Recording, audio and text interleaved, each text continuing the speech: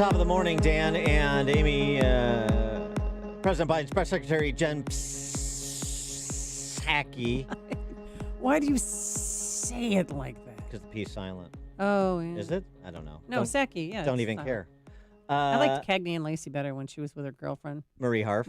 Back at the State Department, the good old days, the Obama years. A little swirty going on there. Yeah, it was fun. That was good stuff, yeah. It's less fun now. She explaining yesterday how Joe Biden's previous statements about executive orders being the indicia of dictatorships do not apply to him.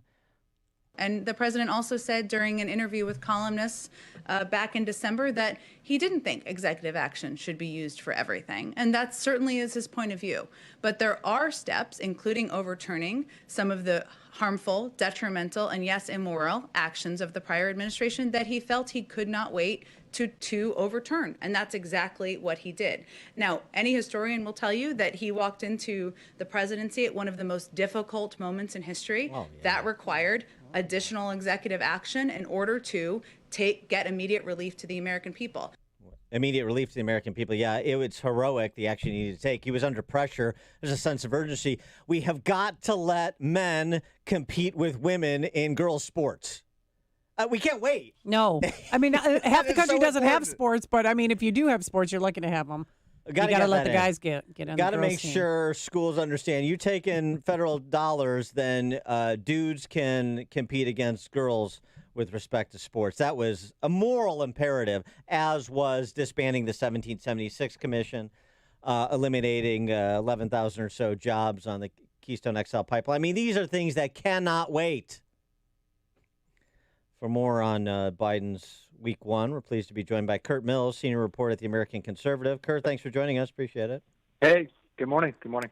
Morning. So the moral imperatives that Joe Biden has pursued in week one certainly serving to keep the Marxist base of the party happy, I would think.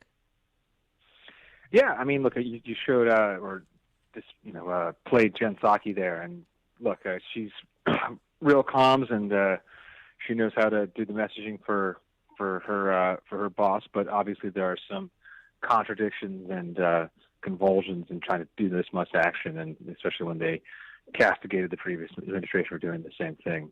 I mean, I think the central dynamic of the administration remains that Biden has this centrist image and this sort of centrist legacy, and he's sort of trying to pitch himself as this national father figure, and he may yet be successful. But underneath him, especially as you get down to the mid-level of the sort of Biden apparatus, it is quite progressive or quite leftist or whatever you want to call it. And he's going to be continually pressured to do that, especially with the impression that he's kind of yesterday's man, but he's not. He's the president now.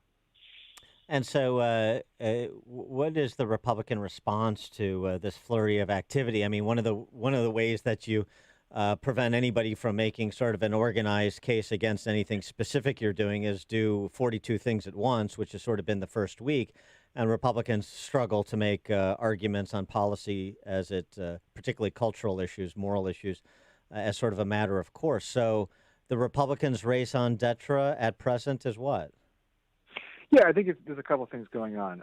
Number one, they have now functionally moved the largest distraction from them to counteract Biden's agenda, which is that the president's not going to be convicted in this trial. This is not something that I anticipated or that most people knew about going into this week, but Senator Rand Paul's motion to call the trial itself unconstitutional got 45 Republican votes. They would have needed at least 17 Republican votes to convict. Very, very difficult to see how anyone could vote to say the trial is unconstitutional, but then vote to convict and say trial. So Trump's not going to be barred from office, which is the end of a major distraction. And the president himself, Biden, has said that basically the procedure is DOA. Beyond that, I think Biden potentially risks the repeats, particularly of not only the President Trump, but the previous two Democratic presidents, Clinton and Barack Obama, which is they tried to do too much and they sort of exhausted a lot of political capital and didn't get much done. If you recall, Clinton didn't get health care done. Obama just got it done. And, Trump had all these plans too, and he only got tax reform done that first year there. So in regards to this upcoming impeachment trial, Have you heard who President Trump's legal team's going to be, and do you think he'll testify in his own defense? He has, a reasonable legal team. I forget the guy's name, but he's an expert in impeachment and a couple other attorneys. It's not the Giuliani, Sidney Powell crowd, whatever you think of them. I don't know if he'll testify. He obviously, I'm not a lawyer. I would say that he probably shouldn't testify because he would only increase his legal exposure, and he's not going to be convicted almost certainly.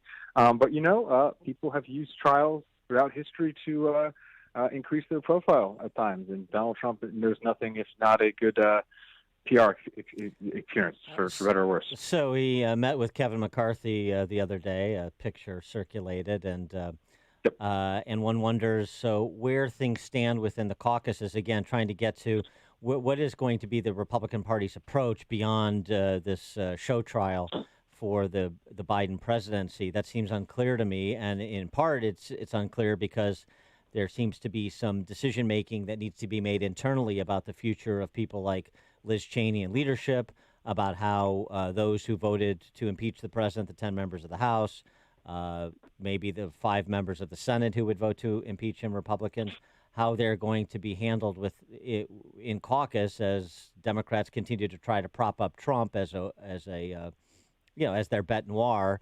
and Republicans, and put Republicans in the posture of defending them rather than going after the Biden administration. Yeah, I'd say 2 things to that. First, McCarthy is, a very interesting figure all of a sudden. This is somebody who could very well be the Speaker of the House. It's also very important that he's from California, and the Republicans are trying to make a plausible play to at least damage Gavin Newsom, if not take him out of the governor's mansion next year. And McCarthy sort of has to straddle this line of obviously moving the party forward, but a lot of people who, especially Republicans who stayed with the party in California, still like Donald Trump. I think from there, though, it's obviously, politically at least, and there's going to be unwelcome news to a lot of sort of more progressive or people that were just absolutely, as we all were, but pretty frothing mad about the Capitol Hill riots. I think that the prospect of a sort of like the GOP cleanly being done with Trump and removing him or convicting him is basically DOA, as I mentioned. And when the House voted to I know that's DOA. That's not a question. The question is what happens to in office the Adam Kinzingers and Liz Cheneys of the world, and out of office the David Frenches and Jonah Goldbergs of the world. Because now we're talking about the party and the movement. Right. When they voted to do that, there was considerable hope that McConnell would join and actually try to convict Trump.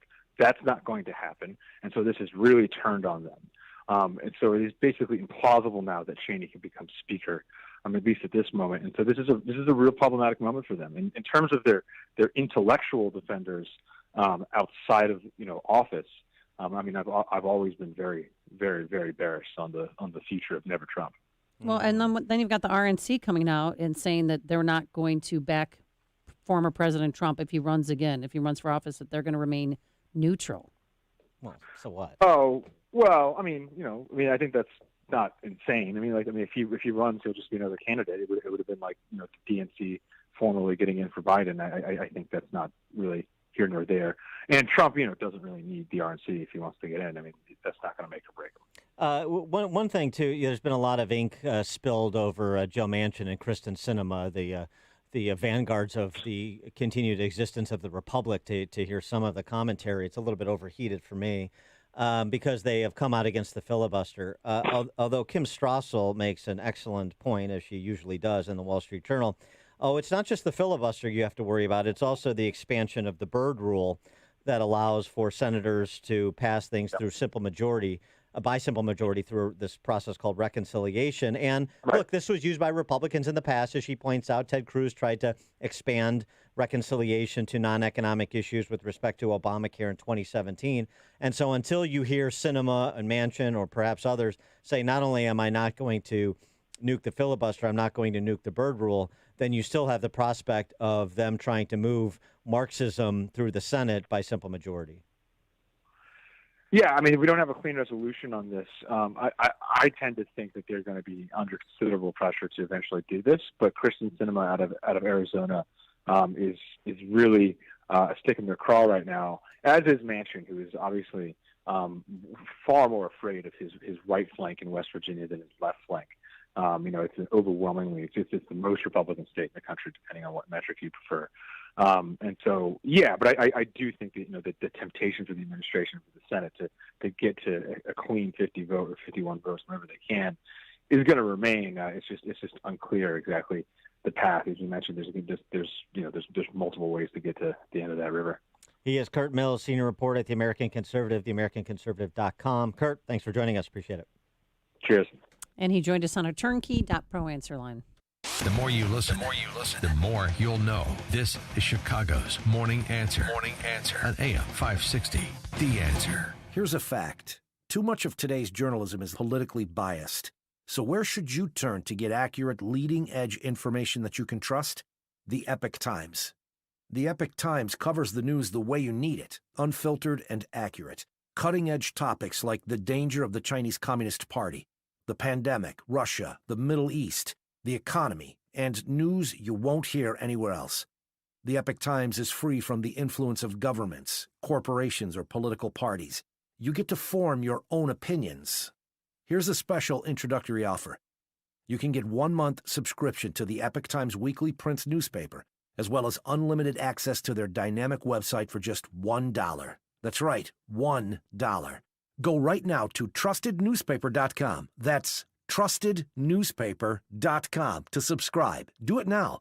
Trustednewspaper.com. Trustednewspaper.com. All right, this winter, as the frost level goes deeper into the ground, have you thought about your basement? If you've experienced cracks in your basement walls, floors, cracking on the interior walls, sticking doors or windows, gaps under the baseboards, or sagging floors, the expanding frozen soil pushing against your foundation walls is only going to get worse through the months.